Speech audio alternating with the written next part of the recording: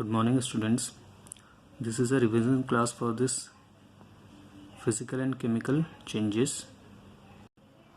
Now students, you can see on page number 25 two columns are there, physical and chemical changes, differences are there. So under physical change we know that no new substance is formed. For example, when ice melts into liquid water or the liquid water changes into water vapor, the molecular formula of water is H2O only, means no new substance is formed. But under chemical change a new substance is formed. For example, if you are burning coal or if we are burning diesel, petrol in our vehicles, then we know that certain gases are produced, different gases are produced. It means a new substance is formed. Then under physical change, the chemical composition of the substance and its nature remains the same. As I told you that water on melting will be water only. Liquid water when changes into water vapor, again it will be water only. Okay, the chemical composition does not change. As I already stated, the molecular formula of water is H2O. So be it ice, be it liquid form, be it water vapor, the formula will be H2O. But the chemical composition of the substance and its nature changes in chemical change. Then the third point under physical, the chemical properties remains the same. So since the no new molecule has been formed during the physical change, so it means the chemical properties, they will remain same. Like water, once again I take the example, H2O is the formula, and in H2O 2 hydrogen atoms and 1 oxygen atom is there.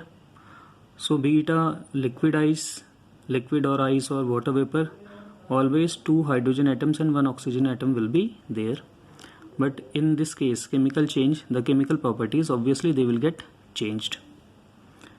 Now physical changes, they are generally reversible or irreversible. Most of the time they are reversible, but yes, sometimes they are irreversible. For example, if they are reversible, I will take the example where water melts, means ice melts into liquid water, and again liquid water can be frozen into the ice. So it is a reversible change in that case.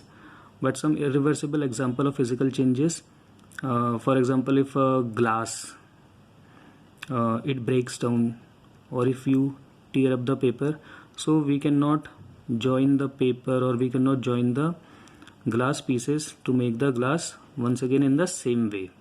Okay, but in case of chemical change, it is always irreversible, or most of the time it is irreversible. That means once the products have been formed, they cannot be changed into the reactants. Then under physical change, there may or may not be a change in energy. For example, if you are changing ice into liquid form, that means solid into liquid form, a very small amount of energy is needed. Okay, but in case of chemical change, usually there is a change in energy. It is either taken in or given out. We will see this point under the category of exothermic and endothermic change, this heat energy or energy given in or given out. So a lot of heat energy, either it is given in or given out in a chemical change, whereas in case of physical change, either there is no change of energy at all, or if there is change, the amount of energy change will be very less. Now students, we can classify the physical and chemical change under the somewhat more changes like desirable or undesirable. So as the name suggests, desirable changes are the changes which are useful for us, like ripening of fruit or cooking of food. Then undesirable change, which are harmful for us or which are not desired by us, like spoiling of milk, we don't want our milk to get spoiled. Like rotting of fruits, we don't want our fruits to get rotten. Then we have reversible and irreversible change. Reversible, where the products can be converted into the reactants, but in irreversible change, where the products once formed, they cannot be converted into the reactant form. Then we have, students, exothermic and endothermic changes. They are very important. Exothermic change means a change during which energy is released. Now that energy can be either in the form of sound energy, heat energy, or light energy.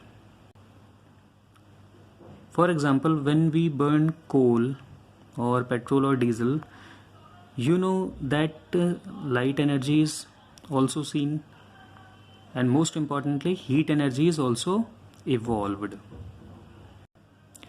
Then what are endothermic changes? Obviously exothermic means heat energy is released. So in endothermic changes, a change where the energy is used or where the energy is absorbed. One example is photosynthesis. So you know what photosynthesis is? It is the formation of food by the plants in presence of sunlight. So sunlight is what? It is a form of energy. So plants absorb sunlight to make their food. So it means photosynthesis will be a endothermic process. Then there are some more examples of physical changes like melting, where solid gets converted into liquid. Then we have freezing, where liquid gets converted into solid.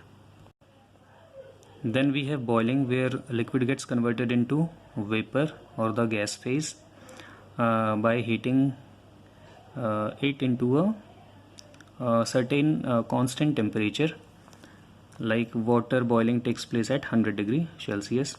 Then we have condensation, where the gas gets converted into the liquid phase.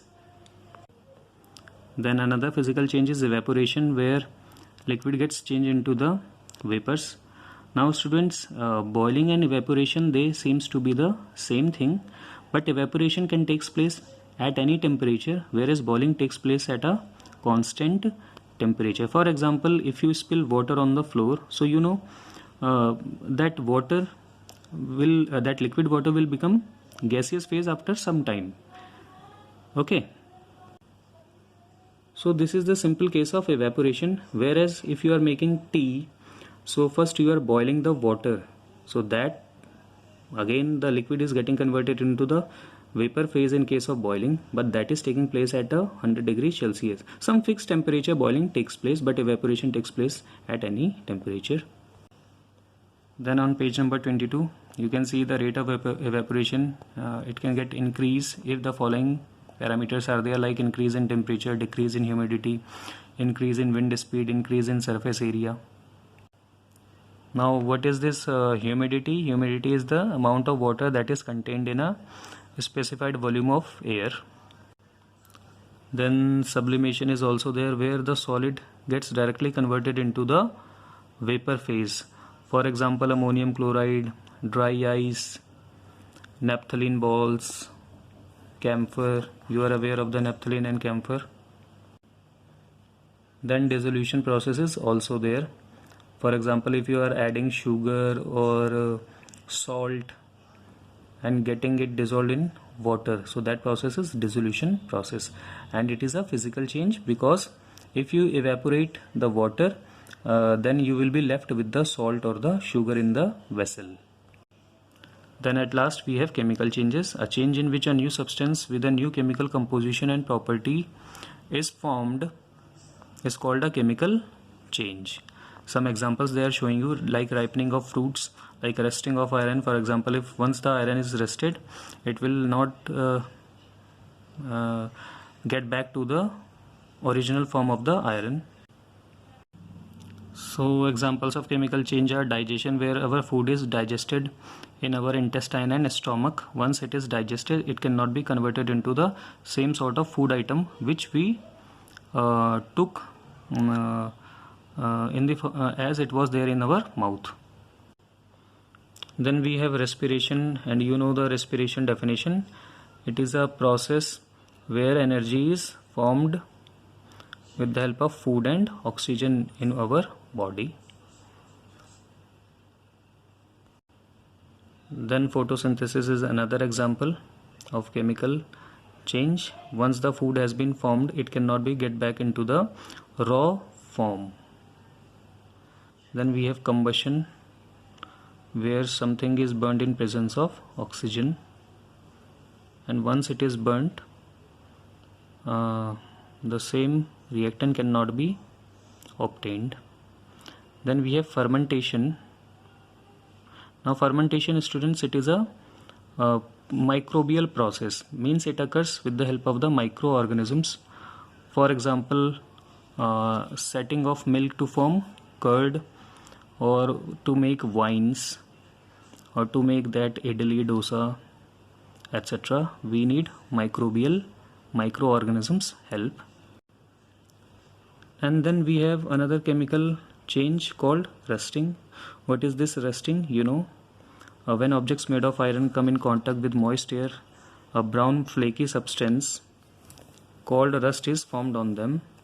This process is known as rusting. And students, these are the ways to prevent rusting, like oiling or greasing, coating a layer of metal such as tin on the food tins. Then iron sheets used as house roofs are galvanized with a layer or zinc.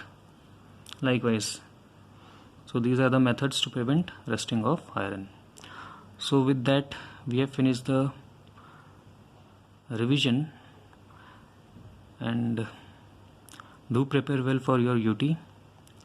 All the best for your exams. Goodbye.